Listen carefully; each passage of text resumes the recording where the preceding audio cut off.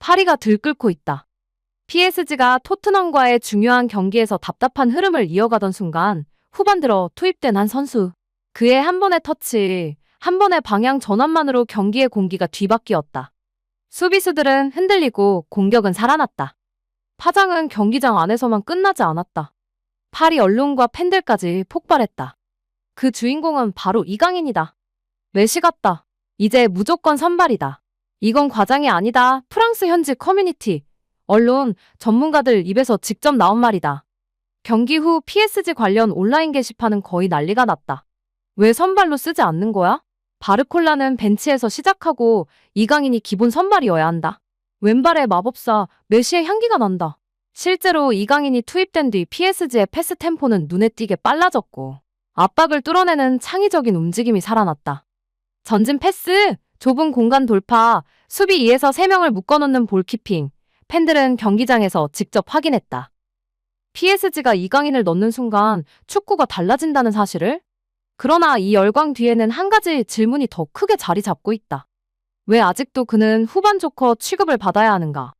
PSG는 유럽 최정상의 빅클럽이다. 네이마르, 음바페, 메시, 수많은 스타들을 거쳐왔다. 하지만 그 뒤로 무엇이 남았는가? 볼을 움직여 경기를 지휘할 새로운 리더. 공격을 예측 불가하게 만드는 창조성. 팀을 하나로 묶을 헌신적인 플레이메이커. 지금 그 역할을 해낼 자가 딱 한 명 있다. 바로 이강인이다. 게다가 현지 언론들은 한 목소리로 외친다. 이강인은 선발로 나올 때 가장 위협적이다. 교체 카드라기에는 너무 큰 재능이다. 조금만 더 들여다보자. 그가 보여준 건 단순한 폼이 아니다. 수치와 전술을 통해 증명되는 팀의 필수 자원이다. 그러나 아직 프랑스 현장에서는 고개를 갸웃거리는 분위기도 있다. 정말 그 정도인가? 이미 스타가 많은데 굳이? 하지만 이 의심은 오래가지 못할 것이다. 이강인은 팬들의 마음만 사로잡은 게 아니다. 그라운드 위에서 경기를 바꾸는 숫자로 프랑스 언론의 고개를 숙이게 만들고 있다. 그리고 지금 파리의 목소리는 점점 더 커지고 있다. 무조건 선발이다. 더 이상 숨길 수 없다. 이제 우리는 분명하게 묻는다. 왜? 도대체 어떤 이유 때문에 팬들과 언론이 메시 같다고 외치며 이강인의 선발을 바라는가? 그 답은 전술 분석, 데이터, 그리고 그가 가진 독보적 재능 속에 있다. 이제 본격적으로 파헤쳐보자. 이강인이 선발이어야 하는 모든 이유를 전술과 데이터가 말한다. 이강인이 선발이어야 하는 이유. 이강인이 투입되는 순간 PSG의 전술 지도는 한 번 더 그려진다. 단순히 기술 좋은 미드필더가 아니다. 경기 구조 자체를 바꿔버리는 플레이메이커. 1볼 전진 능력, PSG의 유일한 해답. 현재 PSG는 강한 전방 압박을 받으면 공격의 출구가 막히는 장면이 잦다. 패스 루트가 끊기고 윙어들은 고립된다. 그런데 이강인은 다르다. 좁은 공간에서도 공을 잃지 않는다. 상대 2에서 3명을 묶어두며 드리블로 전진한다. 그 한 번의 탈압박이 수치로도 드러난다. 전진 패스 성공률 최상위권, 상대 박스 진입 패스 횟수팀 내 최다. 키패스 능력 리그 정상급, 즉 수비에서 공격으로 이어지는 통로, 그 중심에 이강인이 있다. 이 리듬을 만드는 축구 두뇌. 이강인이 있으면 공은 흘러간다. 빠르게, 때론 천천히, 상대의 허점을 정확히 찌르는 속도로. 그는 단지 패스를 찔러주는 선수가 아니라 경기의 박자, 팀의 호흡, 공격의 교향곡을 지휘하는 지휘자다. PSG가 가장 필요로 하는 거. 혼자 축구하는 스타가 아니라 팀 전체를 움직이는 두뇌. 3. 공격 창의성, 예측 불가능, 그러나 팀을 위한 선택. 가짜 열번 역할, 하프 스페이스 점령. 좌우 자유 이동으로 수비 라인을 비틀어 놓는다. 특히 왼발 퀄리티는 이미 세계적이다. 리오넬 메시가 그랬다.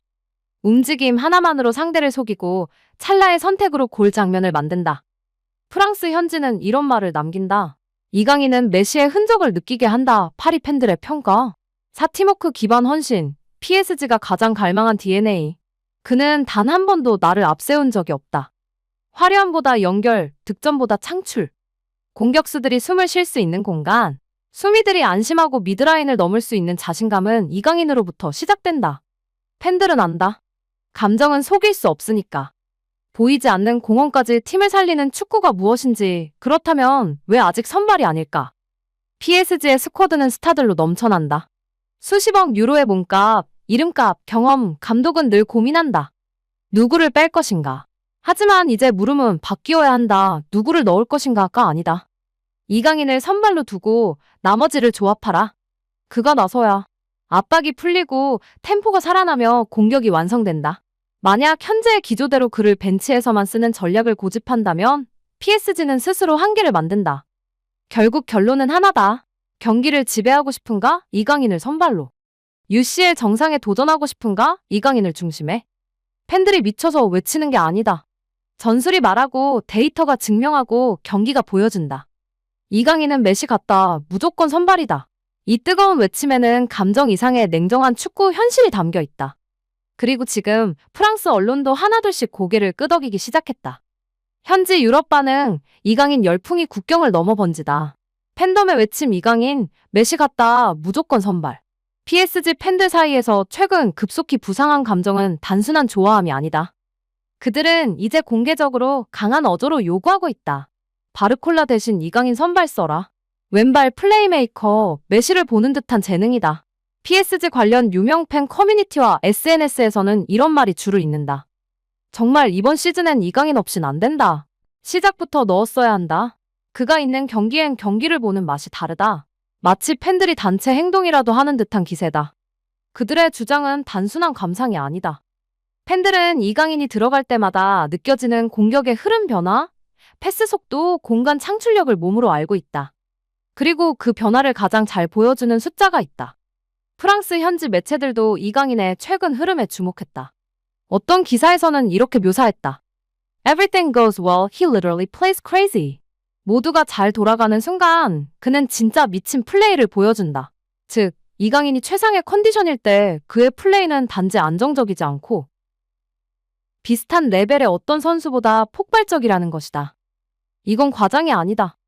데뷔 후 줄곧 벤치 플러스 로테이션 자원 취급을 받았던 그가 이젠 주전급 결정력 플러스 창의성 팀 이해도를 모두 갖춘 선수로 평가받고 있다. 실제로 2025년 11월 UCL 토트넘전 이후 일부 매체는 그가 선발로 나올 가능성이 높다고 예상했다. 이전까지는 교체 카드, 옵션 선수로만 여겨졌지만 최근 퍼포먼스로 인해 주전 경쟁자로서의 위상이 급격히 올라간 것이다. 그의 태도와 팀 퍼포먼스, 왜 유럽도 감탄하는가? 또 하나 주목할 만한 점은 그의 프로 정신이다. 최근 대표팀 경기를 마치고 믹스존에서 이강인은 이렇게 말했다. Goals or assists don't matter. The important thing is the team gives its all and plays its best possible football. 팀이 먼저라는 그의 메시지는 프랑스 언론과 팬들 사이에서 큰 반향을 일으켰다. 이 단순하지만 확고한 메시지는 나는 스타가 아니라 팀의 일원이다라는 선언이자 팀의 성공을 위해 헌신하겠다는 약속이다. PSG 그리고 유럽 무대가 가장 필요로 했던 DNA가 바로 이것 아니었던가? 공격 재능 플러스 팀 우선주의 플러스 집중력 왼발의 특별한 기술. 야심 참팬들과 미디어는 이강인을 두고 이렇게 말한다. 그는 단순한 옵션이 아니다. PSG의 현재 어쩌면 미래다. 숫자와 기록이 뒷받침하는 뜨거움. 2024에서 25 시즌 이강인은 프랑스 리그에서 기존에 비해 월등한 공격 기여도를 기록했다. 주요 매체는 이번 시즌이 이강인의 커리어 최고의 시즌이라고 평했다. 뿐만 아니라 그는 단순한 공격수가 아니다. 미드필더이자 윙어로서 공격 전개 플러스 결정력 두 마리 토끼를 잡았다. 그의 공격 참여율과 공간 창출 능력은 팀 내에서도 상위권. 이 기록들이 팬과 언론의 시선을 단순 기대에서 진짜 대안으로 바꾸고 있다. 결국 이강인을 향한 유럽의 관심과 반응은 감정이 아닌 성과 플러스 데이터 태도에 기반한다. 왜 이 반응이 단순한 유명세가 아닌가?